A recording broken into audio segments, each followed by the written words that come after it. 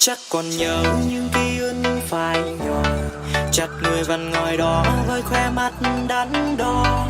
Nỗi buồn vẫn còn đây khi ta viết tâm tình, pha mực lon tô lên bức tranh thiếu mình.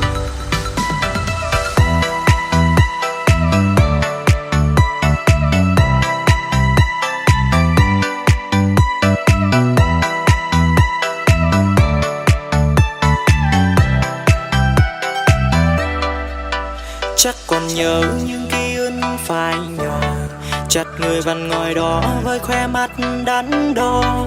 Nỗi buồn vẫn còn đây khi ta viết tâm tình, pha mực lon tô lên bức tranh thiếu mình. Ta nghe tim mình đớn đau, người bước mau. Này người thương của tôi ơi, tôi thương nàng đã lâu. Bao nhiêu câu thề trước kia về lúc khuya, ân tình chân thành phai phôi trôi qua thăng trầm. Sẽ chia bao nhiêu yêu thương bay theo gió cuốn mây trôi về đâu. Đêm thâu len vào bóng tối đưa ta chìm sâu chẳng thêm thấy nhau.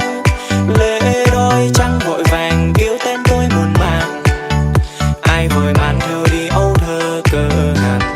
Theo tên ta lên trên vách đá nơi đông người qua, thì thầm vài lời bút đắng in trên làn da người hiền hóa ma.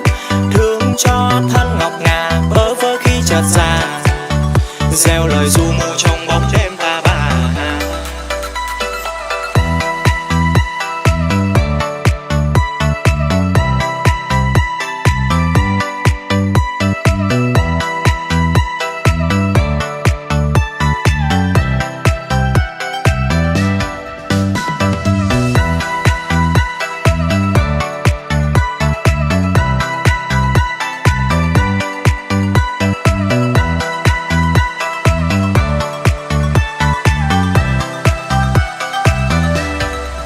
Ta nghe tim mình đớn đau, người bước mau. Này người thương của tôi ơi, tôi thương nàng đã lâu. Bao nhiêu câu thề trước kia về lúc khuya, ân tình chân thành phai phôi trôi qua thăng trầm. Sẽ chia bao nhiêu yêu thương bay theo gió cuốn mây trôi về đâu. Đêm thâu len vào bóng tối đưa ta chìm sâu chẳng thêm thấy nhau. Lệ đôi trăng vội vàng kêu tên tôi muộn màng, ai vội màn theo đi âu thơ cơ hàn. Theo tên ta lên trên vách đá nơi đông người qua, thì thầm vài lời bút đắng in trên làn da người hiền hóa ma.